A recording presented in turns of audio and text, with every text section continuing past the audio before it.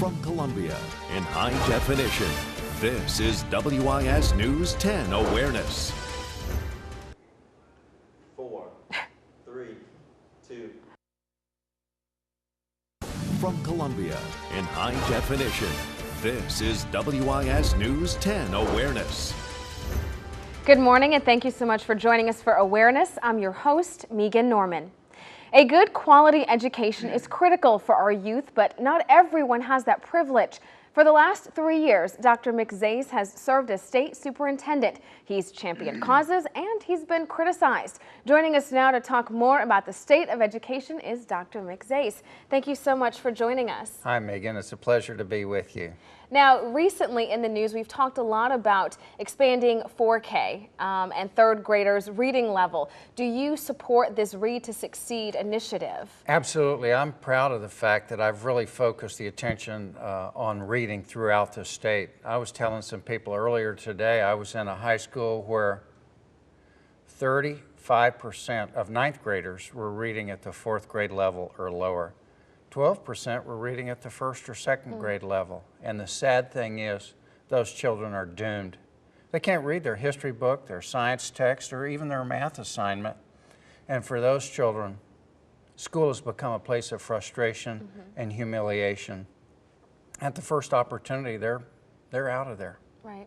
Where do you think the funding is going to come from to get this initiative going? Well, you know, I don't do budgets, I do education, and we'll let the Senate and the House figure out where the dollars are coming. But, you know, not all dollars that are spent on education produce a high return on investment. And I think that focusing on reading is really fundamental, because if you can't read at close to grade level, there's no way that you can be successful in school. Now, where does this problem stem from? Is it curriculum-based? Is it teachers? Is it home life and parents? I mean, where does it start? I think the biggest problem is that we have a model that ignores individual differences and puts every child in the same classroom, expects them to learn the same material on the same schedule, pretty much in the same way. Should we be surprised that kids who come from disadvantaged backgrounds or who are a little bit slower learners get left farther and farther behind? And that kids who are really, really bright get bored out of their minds. And we have to move away from the standardized, uniform, assembly line, factory-like model of education, and instead do what we can do today, which is offer a personalized and customized education that meets the needs, the abilities, and the aspirations of every student. Well, let's talk a little bit about Common Core. Obviously, it's come under criticism by a lot of people, particularly parents that I've spoken with. Do you agree with this model? Does it need to be retooled? Where do you stand? Well, for your viewers, let me tell you, Common Core basically says what every kindergartner in America will learn, every first grader, every second grader, every third grader. And that is a factory-like assembly line model that's industrial age. Hey, this is the age of technology. We can personalize education and let kids advance at their own rate. I don't see a problem with a child who's maybe in the 5th grade reading at the 7th grade level and doing math at the 4th grade level. You know, children, they have different abilities, they mature at different rates. Our education system should be flexible enough to meet the needs of every child. I mean, every child should be challenged to the limit of her or his abilities, no more, no less. And in a model like Common Core that expects every child to learn the same material on the same schedule, guarantees that not every child will be challenged to the same level. Now, you decided to withdraw from testing for new education standards. Why? Well, when we adopted what was called the Smarter Balanced test 2 years ago, it was the best of the two options that were available to us. But in that time period, there's a lot of other options that are on the table. So I said, let's take a look. Let's have a competitive bidding process so we can get an accountability test. This is the best test for South Carolina students at the least cost. But as long as we were a member of that Smarter Balanced Consortia, we were committed to that. Now we have the opportunity to have a competitive bid and look at all of the options. Now, you mentioned earlier you're not supportive of a one-size-fits-all solution, and so there are a lot of different options available to parents and students, one including charter schools. They are growing across the state. How do we adequately fund these charter schools to give students different options? Well, I am proud of the fact that during my tenure as state superintendent, charter schools have flourished. We've got almost triple the number of charter schools. There's about 15 that are going to open next year. Funding has become better, although it's still far from fair. These are public school students in public charter schools. And there's lots of different kinds. We've got single gender charter schools, year-round schools, schools that focus on the arts, schools that focus on science and technology. And one size just doesn't fit all in education. We have choices for cars and clothes and what we eat, but one of the most important things in life is how, where, and by whom your children are educated. And most people have no choices. Do you think the state of South Carolina is competitive with its education standards, specifically in terms of attracting and retaining quality educators? Well, the standards really specify what a kid's going to learn at what stage in their education, and that's not a problem. We've got the same standards in our highest performing schools and districts and our lowest performing schools and districts. And the standards really are not the problem so much as the fact that we've got this one-size-fits-all model that doesn't take into account individual differences and different aspirations and different home environments. Well, you are the outgoing superintendent. What is your legacy that you would like to leave behind, or you hope you're leaving behind? Well, 4 years ago when I said, we've got a one-size-fits-all model that ignores individual differences and we need to change it, people criticized me for hating public education and hating teachers, and that's not the case. But what I'm proud of is now everybody's saying, that industrial age model doesn't work, which is why we've seen the growth of public charter schools, public magnet schools, online education, a lot of single gender, a lot of Montessori, and so just the expansion of public school choice is really, I think, my legacy. And what do you hope for the state moving forward? Well, I would like to see more flexibility in the high school curriculum.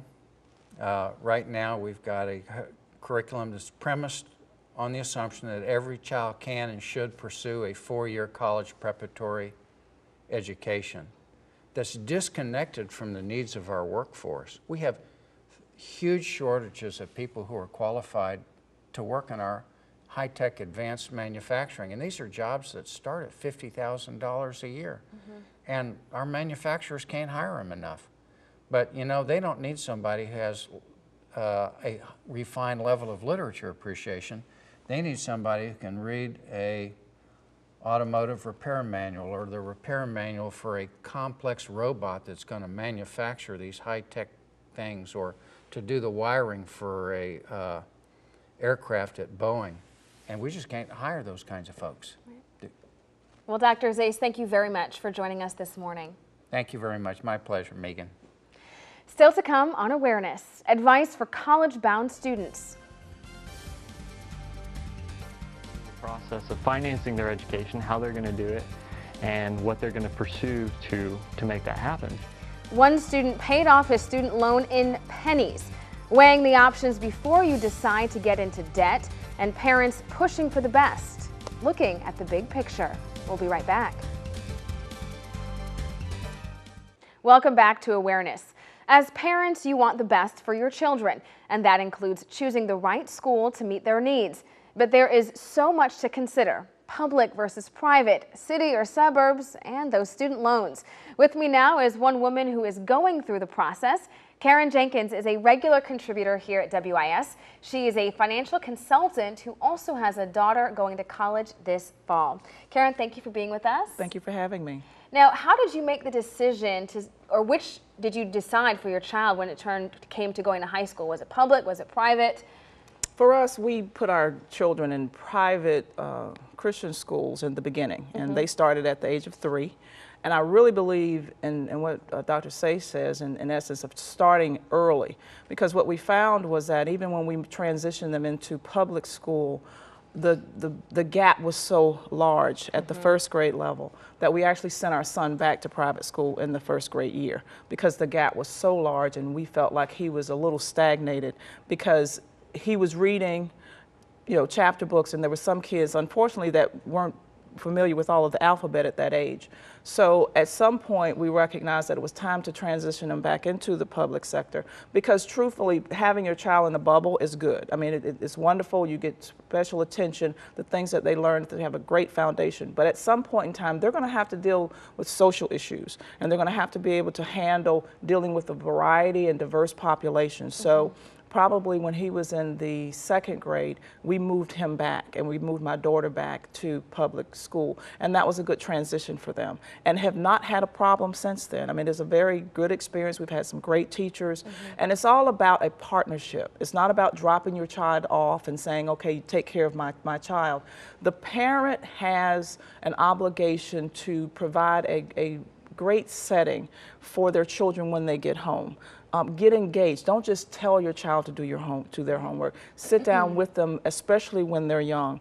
Be with them and make sure that they're doing it. And then at some point, you can start weaning them off of your support. Are you still very involved in your children's academic lives? Oh, live in their academic lives. At this, you know, I've been engaged with the teachers. I figure it's a partnership, that I want the teachers to know that I'm there for them.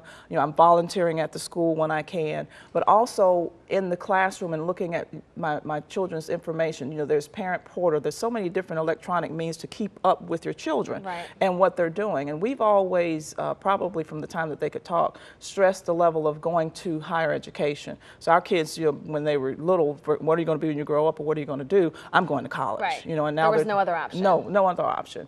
So, you know, at that point, we've put that seed in there, but we've also worked with them to actually be present and make sure that we're listening and observing. And I know we get busy. We do. We're all busy and trying to maintain the bills and maintain the household. But at the end of the day, the most important thing is your child. You only get to do it once. Right. Now, your daughter is attending college in the fall. Actually, she graduated last June, decided at the last minute that she didn't want to play sports in college. So she's at technical school and doing extremely well. And then in the middle of that, so for those people who went that route and decided they don't want to go that route, or they changed their mind, she changed her mind at the end of last year and said, I want to play collegiate volleyball. And she put some information out there and immediately was jumped on by several colleges, and now she's going to play for UNC Pembroke in August. So she's transitioning from Midlands Tech, which is a great school, laid a great foundation. It was great for her, though, because she learned the methodology of transitioning from academically from high school to college. That's a huge transition. I think that's a really valid point, because a lot of people forget that there is that transition period. High school to college is huge.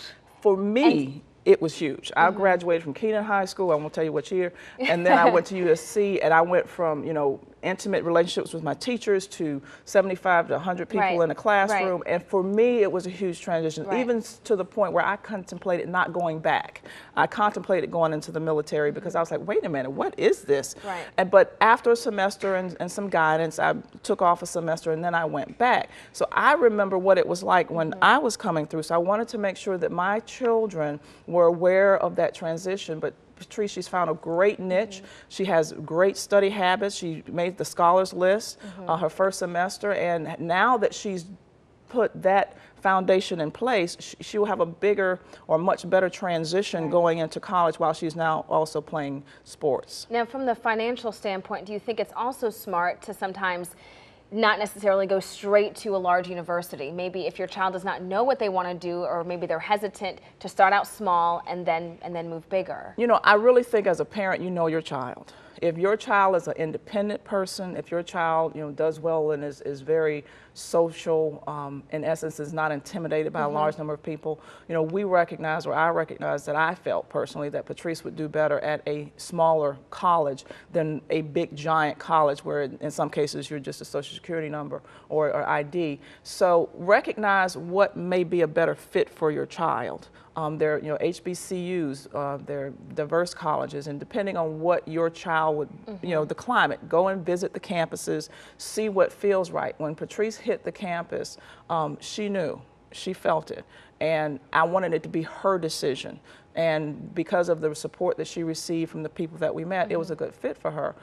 When you talk about smaller colleges, and again, back to what Dr. Zais mentioned, it was very good to see that when I looked back and did some research, Midland Tech has a wonderful program. And when we look at the Life and the Hope Scholarship, people can actually go to Midland Tech for 2 years for free if you qualify for either of those scholarships. You have to do your research. And one thing I want to ask you really quickly is about student loans. A lot of students get into debt very quickly, sometimes not realizing the implication when they sign that promissory note. What should students be thinking about from that first moment? When you choose your college, look at the tuition and look at the fact that at the end of those 4 years or 5 years, if you're having to get student loans to pay them off, how much money will you have to have paid back when you graduate? So if you're looking at going to college and you're in, and I don't want to pick at a particular field, but let's say sociology, and you're going to a school and you end up with $150,000 in debt to pay back in student loans, how likely are you to secure a job that can pay back that $150,000 over time? So be smart about it. Look at tuition. Colleges have good educational components. And if I start at Midlands Tech, get a 2-year degree, associates that I didn't have to pay for, and I transition to Clemson or to USC or to South Carolina State, nobody cared where I started. When I get the degree, it said I went to, University of South Carolina. So from a cost perspective, be very strategic in ensuring that, you're looking at the math before you get there versus trying to face it when you finish. It's all about doing your research. Thank you, Karen, for being with us. Thank you. Well, taking steps to ensure your child is getting a good education, there may be some options you have not considered. Next on Awareness, 2 schools geared to getting your child ahead and making sure they stay focused on success. Welcome back to Awareness. If you have a high school student or teenager, there are a few unique programs that can help give your child the edge. Joining us now is Danae James, Success Coordinator for Richland One Middle College, and Pat Smith, Director of Will Lou Gray Opportunity School. Thank you both for joining us this morning. Thank you for having us. Danae, we'll start with you with Richland One Middle College. What is it all about? Well, we are a unique public charter school, and what makes us unique is that we offer students the opportunity to begin looking at their college career while they're still in high school. The dual enrollment program that we offer allows them to, if they qualify, to begin to take college level courses while they're in high school, which speaks to what Dr. Zais was saying and also what Ms. Jenkins was saying about preparing students, because you have the students that are maybe not geared towards going to college for 4 years, or they don't know what they want to do. Right. This allows them the opportunity to be able to see if the college path is for them without that financial investment that's absorbed by the middle college. So that's one of the key components of our school. I think it helps them focus early. Absolutely, absolutely. And because we're located on Midlands Tech campus, they're able to see what it's like to transition into that environment. Absolutely. So that allows them to be a little more successful. It helps them. Great. And Pat, talk a little bit about the Opportunity School and the unique opportunity it offers students. Okay. We serve that stream of students who, for whatever reason, have not been successful in the public school system, whether it's the home environment's not been supportive of education, they're truant, any of those kinds of reasons. We support those kids academically, socially, behaviorally, to try to give them the soft skills and the hard skills so they become better, productive citizens. They graduate with a GED. Hopefully 60% of our kids go into either the workforce and or technical education. So we have a good success and track record of taking the student who, for whatever reason, is falling through the cracks and putting him on that road in life. Do you find that when they come to your school, they're lacking in some arena, whether it's motivation to succeed or? It is. A lot of our kids are behind academically and socially, and they become frustrated with that. They don't see the light at the end of the tunnel because they've been behind. We've heard about the early start from Dr. Zais. That's so true. We see so many of our kids that come here who are behind, below grade for age, and they don't see a future with an education because that tunnel, the light is so dim for them. Right. Right. And in terms of Richland One Middle, do you find that they're coming in with enthusiasm and motivation, or do you find that it might be the opposite, that their parents forced them into this? Well, actually, we have the full gambit. We have some students that come to us under their own initiative, and then we have others whose parents have gently urged them to be there. But what we find is true consistently is there's an old axiom that says people don't care how much you know until they know how much you care. Right. And at the middle college, because we're small, we're able to show them that we care about them. Sometimes we're that parent that's absent, or we're that encouragement that they're not getting at home. And other times they're just there to make sure, we're there to make sure that they get that push that they need to make it to the next step. Our focus is to make sure that our students graduate career or college ready. College is not for everyone, so we have certificate programs that they can complete and go directly into the workforce. So we serve the full gambit of student. Right. Well, both schools, great alternatives for whatever you're looking for, really, for these students. So thank you both for joining us. Thank you Thank you so much for having us. We'll be right back with a final thought. The path to a good education is winding and needs resources to be complete, but the success depends in part on the drive of the student and the influence of the parent. The desire to succeed and overcome obstacles starts with character. Dr. Martin Luther King Jr. said, "The function of education is to teach one to think intensively and to think critically, but we must remember that intelligence is not enough. Intelligence plus character, that is the goal of true education." We would like to thank all of our guests this morning, Dr. Mick Zais, Karen Jenkins, Danae James, and Pat Smith. Until next time, I'm Megan Norman. This is Awareness.